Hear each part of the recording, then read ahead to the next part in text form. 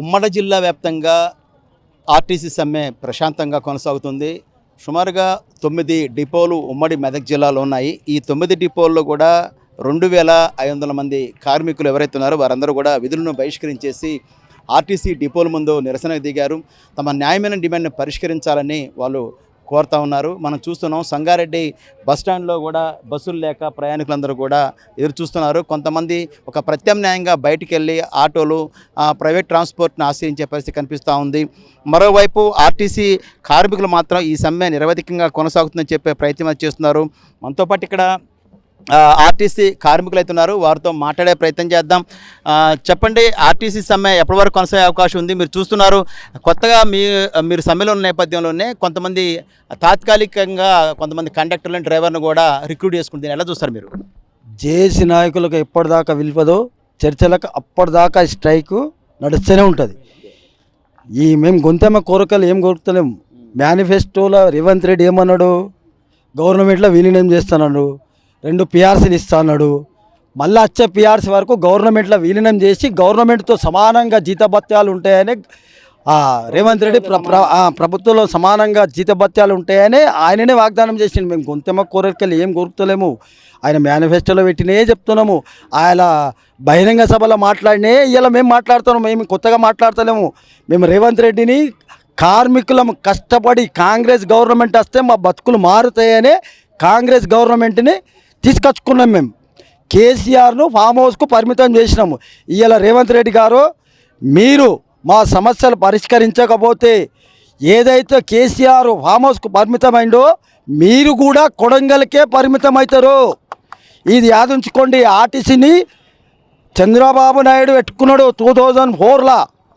ఆయన ఏమైండు? రాష్ట్రాన్ని విడిచి పక్క రాష్ట్రానికి వెళ్ళిపోయిండు. ఇవాళ కేసీఆర్ కూడా పెట్టుకున్నాడు. ఆర్టీసీ వాళ్ళు సామాన్య వాళ్ళు కాదు. ఆర్టీసీ కార్మికులు తలుచుకుంటే ఏదైనా సమస్య పెద్దగానే అవుతుంది. మీరు చెప్పండి, ఇప్పుడు తాత్కాలికంగా కండక్టర్లని డ్రైవర్లు కూడా పెట్టుకున్నారు. అప్పుడు ఇప్పటికే ఉదయం నుంచి 2-3 యాక్సిడెంట్లు అయినాయి. ఎట్లా చూస్తారు దీన్ని మీరు? తప్పు భావిస్తున్నాం సార్. ఎందుకంటే మేము ట్రైనింగ్ చేసి ఉంటాము. కండక్టర్ కానీ డ్రైవర్ కానీ అనుభవం ఉంటుంది. ఎంతమంది ఎక్కినా మేము దాన్ని సానుకూలంగా తీసుకెళ్ళి వాళ్ళకి గమ్యస్థానాన్ని చేరుస్తాం. ఇప్పుడు వచ్చిన వాళ్ళకి ఏంటంటే అనుభవ రీతిగా ఉండదు. దాంట్లో వాళ్ళు తీసుకెళ్ళి ఎక్కడ బండి బ్రేక్ చేయాలో ఏ గేరేలో తెలియదు. ఇప్పుడే ప్రెసెంట్గా ఒక హాఫ్ అన్ అవర్ బిఫోర్ ముందే కరీంనగర్ 1 డిపోలో గిట్ట యాక్సిడెంట్ జరిగింది. అయితే ఆయనకు తెలియదు. ఒక 50-60 మందితోటి ఆ బస్సు ఎలా తీసుకుపోయి గుద్దేసిండు.